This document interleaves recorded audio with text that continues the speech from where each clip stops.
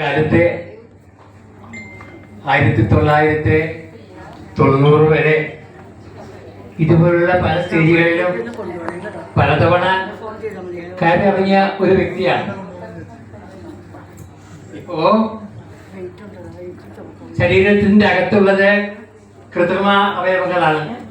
അതുകൊണ്ട് തന്നെ കുറച്ചൊക്കെ മാറ്റി വെച്ചിരിക്കുകയാണ്. എന്നാലും കുറവില്ല. എന്റെ ശരീരത്തിന് മാത്രമേ വാർദ്ധക്യം ബാധിച്ചിട്ടുള്ളൂ, എന്റെ മനസ്സിനെ ഒരിക്കലും വാർദ്ധക്യം ബാധിച്ചിട്ടില്ല. ഇപ്പോഴും കലാപരിപാടികളില് അല്പസ്വല്പം പ്രവേശിക്കാറുണ്ട്.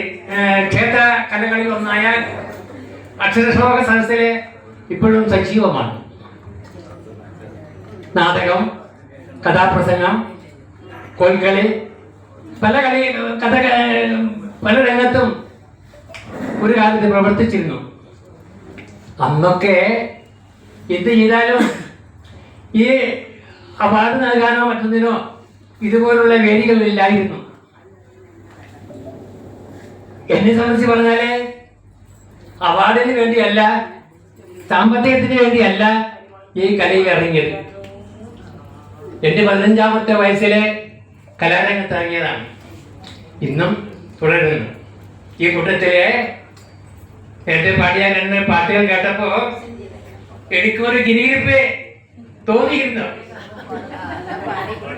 എന്നാലും സാന്ദർഭികമായി ഇപ്പോ 1982 ഗുരുവായൂരിൽ നിന്ന് പ്രസിദ്ധീകരിച്ച ഭക്തപ്രിയ എന്ന മാസികയിലെ ഒരു ശ്ലോക വ്യാഖ്യാനങ്ങളെ എന്റെ ഓർമ്മയിൽ വരികയാണ്. ഇപ്പോൾ 4 വരി ആലപിക്കാം, ക്ഷമിക്കണം.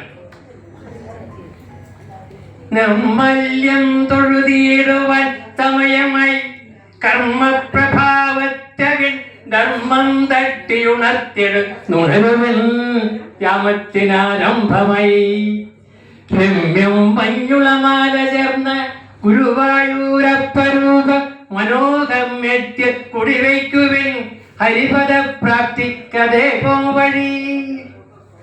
എല്ലാ കലാകാരന്മാർക്കും